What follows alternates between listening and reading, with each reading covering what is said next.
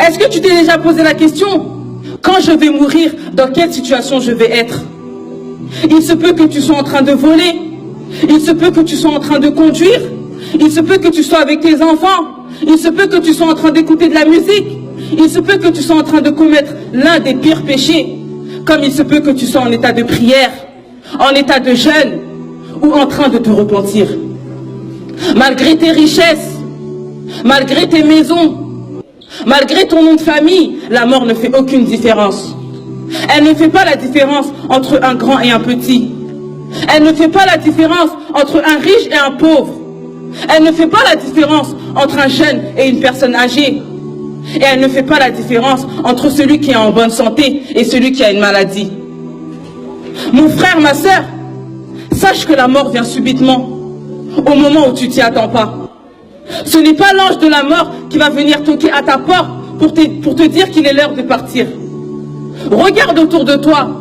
Combien de personnes, combien de proches, combien d'amis étaient présents hier avec toi, mais ne sont plus là aujourd'hui? Est-ce qu'ils t'ont prévenu de leur départ? Est-ce qu'ils t'ont dit, oh Fatima, demain je vais mourir? Est-ce qu'ils t'ont dit, oh maman, ce soir je vais mourir? Non, car eux-mêmes ne le savaient pas. Et lorsque l'ange de la mort va se présenter à toi, penses-tu que tu pourras lui dire, je ne suis pas prête à partir? Ou je ne suis pas prêt à partir? Laisse-moi 2 minutes pour prier. Laisse-moi 2 minutes pour me repentir. Ou laisse-moi dire au revoir à ma famille. Qu'Allah. Non. Lorsque l'ange de la mort vient, tu pars immédiatement. Et wallahi, comme tu as été créé, c'est comme ça que tu vas repartir. Aujourd'hui, tu es là, moi, mais tu as été créé de rien du tout. Tu as été créé de terre. Et wallahi, tu vas repartir en poussière. Mon frère, ma soeur, ne sais-tu pas que la terre t'appelle chaque jour? Ne sais-tu pas que la terre t'appelle chaque jour? Oh fils d'Adam, aujourd'hui tu marches orgueilleusement sur moi, mais demain c'est moi qui serai orgueilleux sur toi. Aujourd'hui tu manges la chair de tes frères et de tes sœurs en les critiquant, en les rabaissant, mais demain c'est moi qui va te critiquer, car ce sont les insectes qui vont manger de ta chair. Aujourd'hui, tu prends soin de ton corps en oubliant ton âme. Mais demain, c'est ton corps qui va puer en moi. C'est toi qui vas me salir. Allahu Akbar. Est-ce que, mon frère, ma soeur, est-ce que tu t'es préparé pour la mort? Pose-toi la question. Est-ce que tu t'es préparé pour la souffrance de la mort? Car la mort est-elle une souffrance que tu ne peux pas imaginer? Car même le meilleur homme sur terre, celui à qui le paradis a été promis, celui qui ne commettait aucun péché, celui qui était l'envoyé d'Allah, celui qui était l'ami intime d'Allah, notre maître Mohammed sallallahu alayhi wa sallam, a connu la souffrance de la mort. وكان يمسح وجهه بالماء وهو يقول لا إله إلا الله إن للموت لسكرات لا إله إلا الله إن للموت لسكرات إلا الله إن للموت لسكرات. Le prophète alayhi salatu wassalam, alors qu'il se rinçait le visage avec de l'eau, il disait, il n'y a pas de divinité en dehors d'Allah.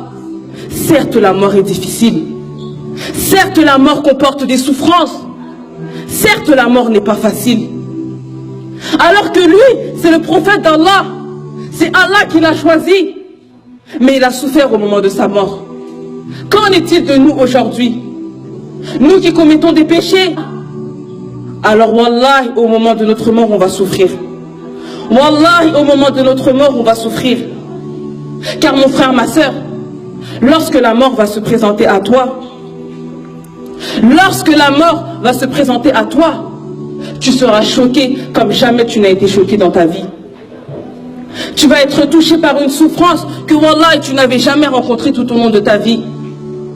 Tu verras tes proches, tu verras ta famille, mais Allah subhanahu wa ta'ala aura décidé que ce jour-là, même le plus grand des médecins ne pourra pas venir en ton aide.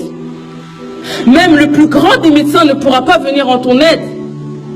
Kalla idha balaghat at-taraqi wa qila man raq wa dhanna annahu al-firaq وَالْتَفَّتِ السَّاقُ بِالسَّاقِ إِلَى رَبِّكَ يَوْمَئِذٍ الْمَسَاقِ كَلَّا إِذَا بَلَغَتِ التَّرَاقِي. Mais non, quand l'âme en arrive au clavicule, وَقِيلَ مَنْ رَاقٍ. Et qu'on dit, qui est exorcisseur? Qui est médecin? Où sont les médecins aujourd'hui pour guérir cette personne? وَظَنَّ أَنَّهُ الْفِرَاقِ. Et que l'agonisant est convaincu que c'est la séparation, que c'est la mort. وَالْتَفَّتِ السَّاقُ بِالسَّاقِ. Et que la jambe s'enlace dans la jambe. C'est-à-dire que ce sont les difficultés de tes derniers instants sur terre qui vont se mélanger aux difficultés de tes premiers jours dans l'au-delà. Car ce jour-là,